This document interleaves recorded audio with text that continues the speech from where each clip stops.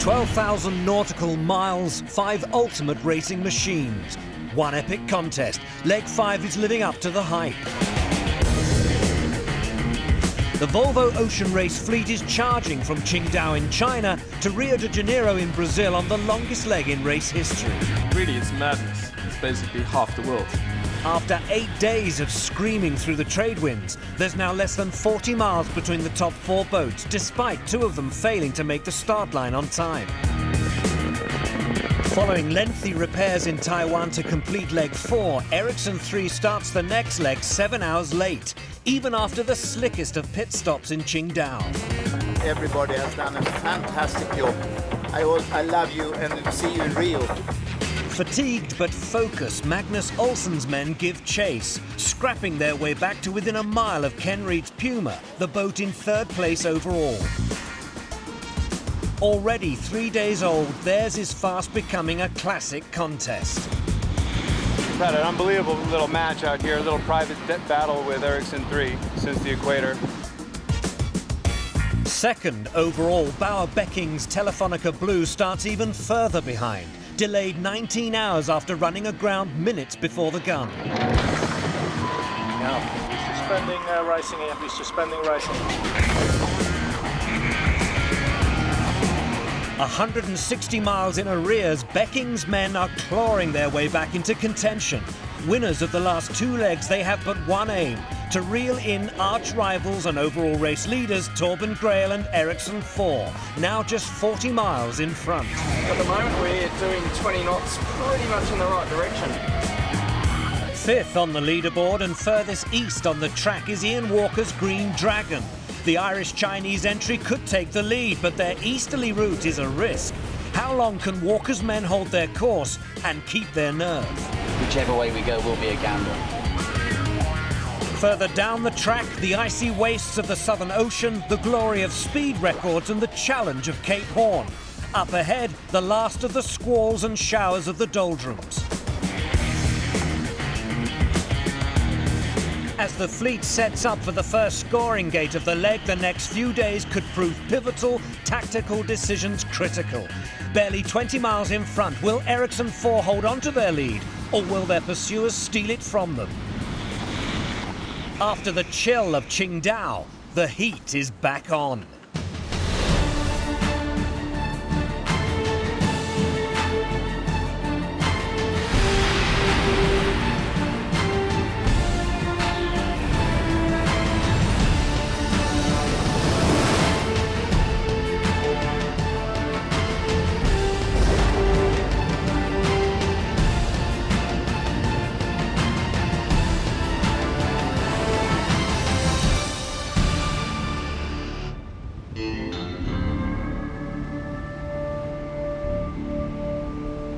Hopes the fleet had seen the last of the doldrums on leg 5 are proving premature. All 5 boats find themselves encircled by shifting winds and sudden, violent squalls.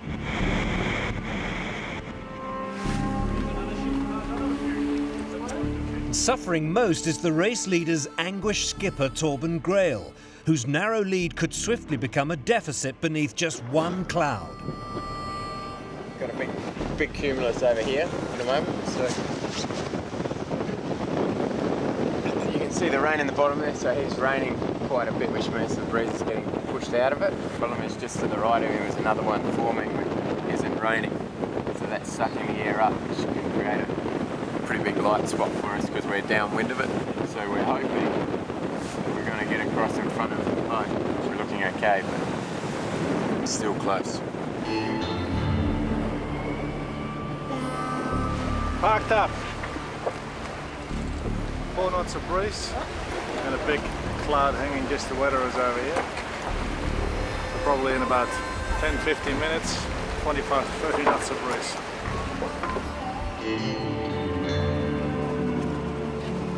So here we are in the Pacific doldrums. You gotta be prepared for it.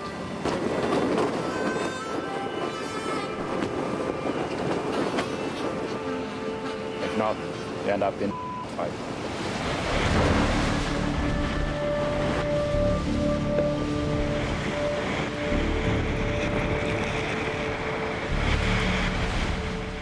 Day 13, with the fleet finally escaping the worst of the doldrums. Barely a quarter of the marathon leg to Rio de Janeiro has been completed. Over 9,000 nautical miles remain, and Magnus Olsson's Ericsson 3 and Ken Reed's Puma look like sailing all of them within sight of each other.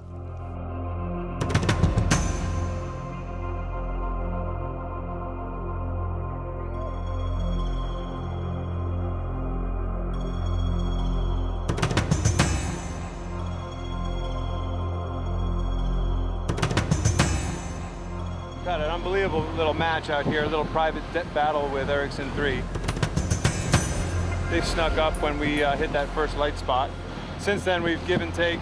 We're a mile ahead, they're a mile ahead for literally 1,000+ miles or something. I mean, it's unbelievable, actually. It's just remarkable.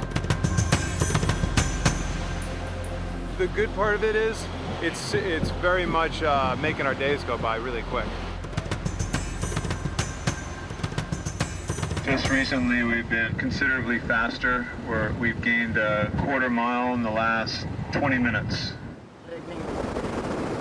After nursing a tiring 7-man crew to the finish line after nearly sinking on leg 4, Ericsson 3 skipper Magnus Olsson now faces an even bigger test of his leadership, to keep them focused and motivated on leg 5. A veteran of 5 previous races, the irrepressible Swede is still competing in only his second ever leg as skipper, despite having sailed with some of ocean racing's best. I think at this high level, there are a few guys in the world, they are better skippers than me. I can give you 3 examples. I've got the honor to sail with Paul Kayard, Laurie Smith and Neil MacDonald. They really want to win. It's all about winning. For me, it's a team victory more than a one-man show. If the crew is not happy, he's not happy. So when decisions are made, he often asks the crew what their opinion is. So that's maybe a bit different from very hard leaders, which will dominate and tell you what to do all the time. It's enjoyable for the team when you get more responsibility. It creates an atmosphere as well where everybody has to take and step up a bit more. And it brings us a lot of good stories from the old days, which is quite funny. We have all the 4-hour courses together and discuss important matters in life, like football and women. It's a lovely family here. What do you do in normal life when you do not sailing? I study theology. It's good for us because he can call God if things goes wrong. Yeah. So what Olsson's inclusive approach has been a feature of the Nordic team from the start. But after taking the helm following Anders Luander's dismissal at the beginning of leg 4, and with the Southern Ocean looming, Olsson's man management skills will be more important than ever. To have a good result, you have to have very good people around you, and these people have very often strong-minded people with strong egos. So you have to be strong enough to manage these egos so they don't go in too crazy direction and so on. You cannot be too weak. Sometimes I hear I'm too weak as a skipper, but I can be tough as well. Get closer to the Southern Ocean. We will have to fight really hard because he's not going to stand back at any time. It's unbelievable how tough he is on the water. I stepped up a bit from being a coach to more being, this is what I believe in. We have to push hard, guys, even if it's crazy and scary and so on. We have to push hard. The harmony in the team has been getting a lot better. Detached from the structural issues and crew changes endured by its sister ship, Ericsson 4 has again avoided trouble on leg 5, at least so far.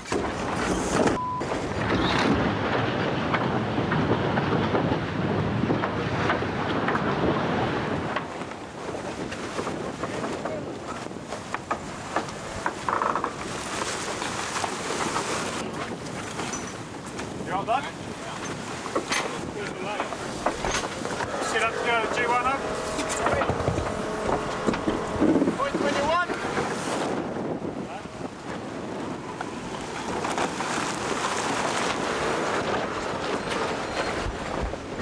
Give you a bit of a fright there, blood, did it? Yeah, a bit of a banger. We've just had a major, we just had the code something in the tack of the code 0 let go. And it's just flying right out the back, so something had broken. Luckily no one's hurt, because there was guys on the bows at the time, because we'd only just deployed it. Looks like there's a little hole in the sail. Luckily there's no rips on the headsel underneath. Not very nice, a mess. Very soon, Torben Grail's men have a bigger problem to deal with. It's not just one of their sails that is threatening to split, but the entire fleet, and Jules Salter's worried. It looks like Puma, who were just close behind us, have decided to go to the west of Fiji, or both islands of Fiji, or maybe through the middle even. We've had to make a pretty hard decision to decide to keep with our plan, which is go to the east side of Fiji and find out in 3 or 4 days whether it's a good decision or a bad decision. If it's a bad decision, then the leg could be over for us, which would be pretty disappointing. Looks like half the fleet are going to try and go one side and the other half are going to go the other, so interesting times. The race leaders could be in trouble.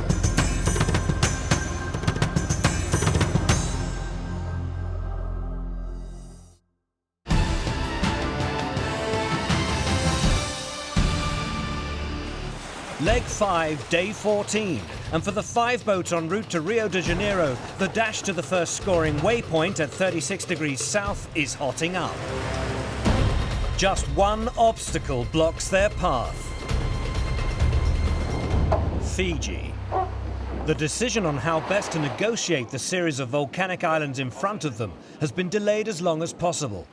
First to break ranks in a bold move is Puma's Il Mostro.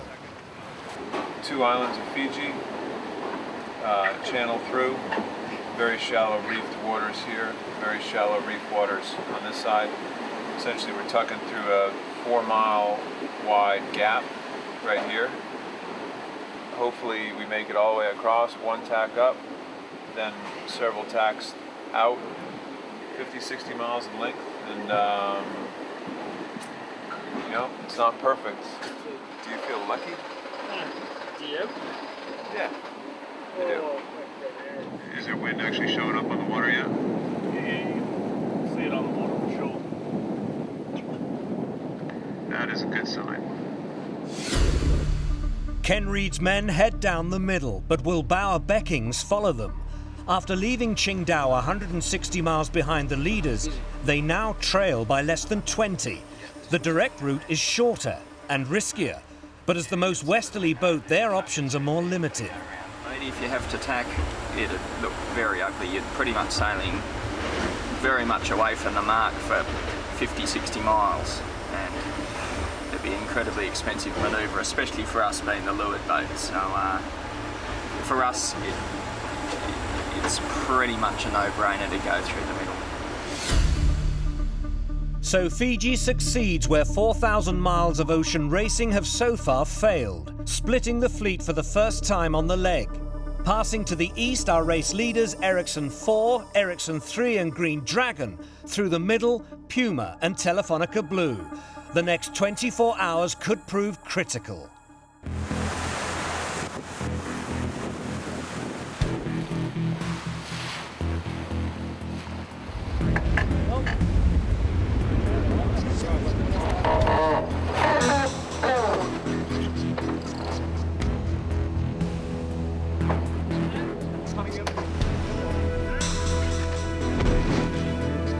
We believed in our spot, we believed in our position, we went for it.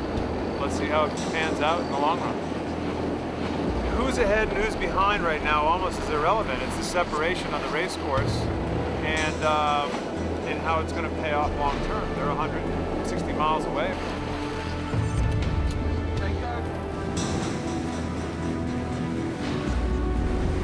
Yes, to try to get around Fiji, but we also did it to set ourselves up for a few days, a few weeks down the road.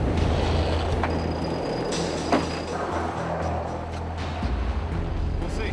It'll be very interesting. I hope we're right.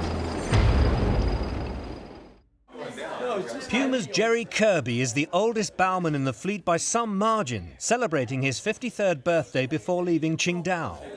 I'm actually older than Magnus. I just haven't spent as much time with the sun. Happy birthday, dear Jerry. Now sailing in his third race, Kirby's bravery and bonhomie are known throughout the fleet. But age and experience confer no special privileges where onboard kit is concerned. This is how to pack for 40 days at sea.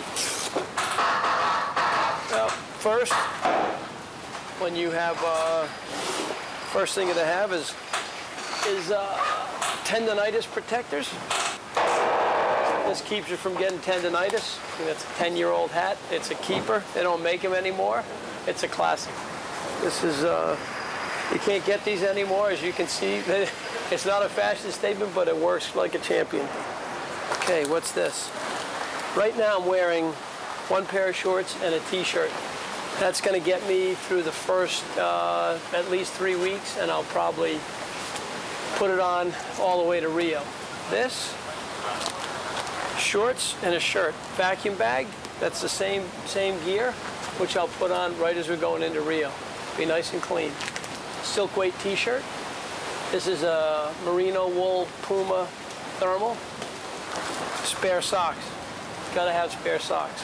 Spare sunglasses. Another pair of spare socks. Another pair of spare socks. That's 3 pairs of socks. Key. 1 bag of Cuban cigars, which are brought along for Cape Horn.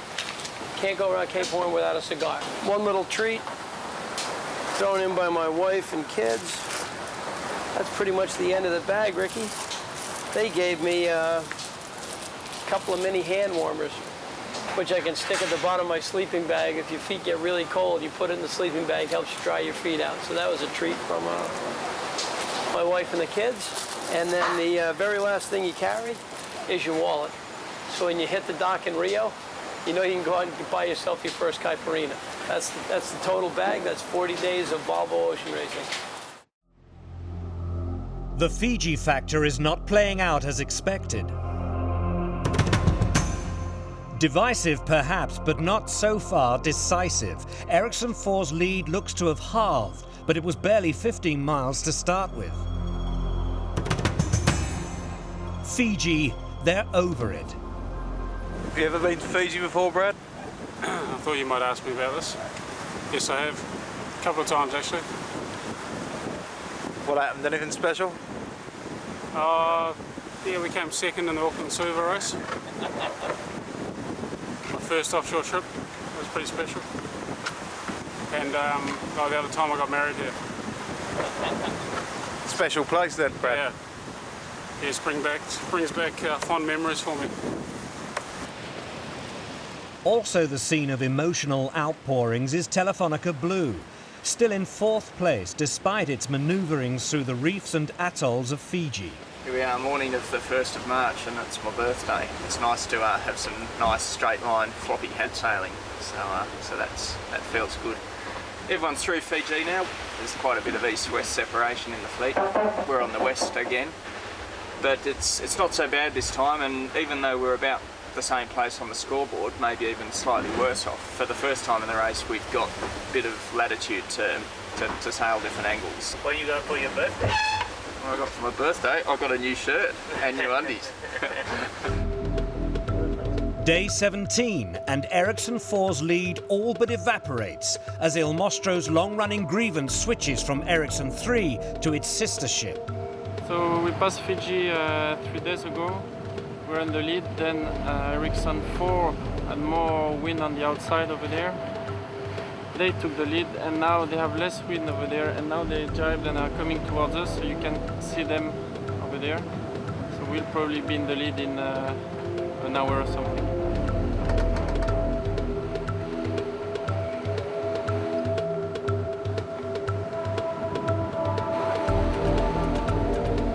It's a freaking chess game, man. This whole thing is like the most slow motion chess game in the history of mankind. But it's our goal now is we're going to try to get 5 or 6 miles just pure boat speed here over the next day or so in the light fluky stuff and see how we do. Ain't gonna be easy.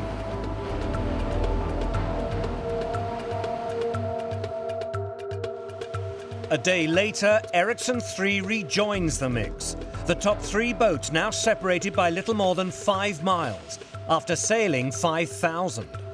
After 7 days of tight racing, we are getting really tight. There is 2 boats coming in on another jibe. It's E4 and Puma, and they're just crossing us. And I think they're a little bit afraid of us because we have had a consistent, good lane here, and we have slowly gained since the last 2 days.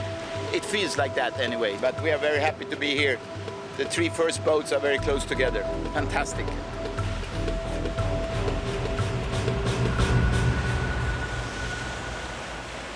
Everybody's feeling all right on the boat, no big issues. But Martin Strömberg is coughing a lot. In the absence of injured watch captain Richard Mason, medical duties on Ericsson 3 fall to bowman Martin Kreiter, whose teammates aren't the only people he'd like to be taking care of. So right now I'm writing a letter to my wife, who I miss a lot. It's when you get out on the water for this long and meet all the challenges, you get quite emotional. My son William is 19 months now. He's starting to become a big boy, and you also feel a long way away from them. But that's the way it's going to be, and it's going to be even better when I see them next time. But that will be in Boston, I think. Before you sleep, it's nice to watch pictures of your family, listening to music, try to relax and think about the people you love. It's been a frustrating 12 hours on Telefonica Blue.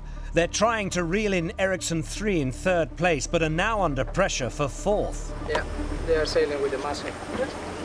They don't know, sure, because it looks like a 3, not a Massey. Might be the A3. This is the enemy here, I think. The cloud. We just had the night from hell after a really good day yesterday. We had a very bad episode in a whole bunch of clouds last night. Got swallowed up for about 5 hours. Green Dragon managed to sail around us in that. We've just sailed straight up to them here. They're about 4 miles off. We got them on the radar. So we're just trying not to sail into the cloud that they're parked under.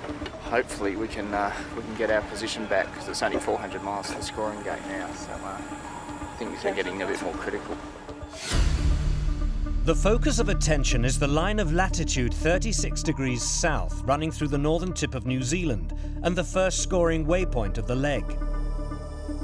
First boat to cross it gains 4 valuable points. Still leading the charge and still locked in an extraordinary battle, the Ericsson boats and Puma's Il Mostro.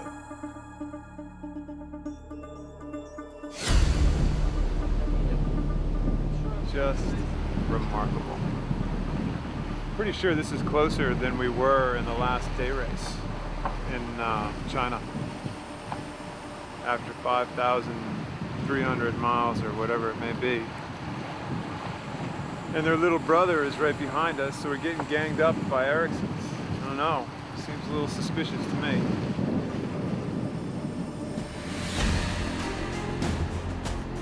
But the champagne sailing of the last few days is almost over.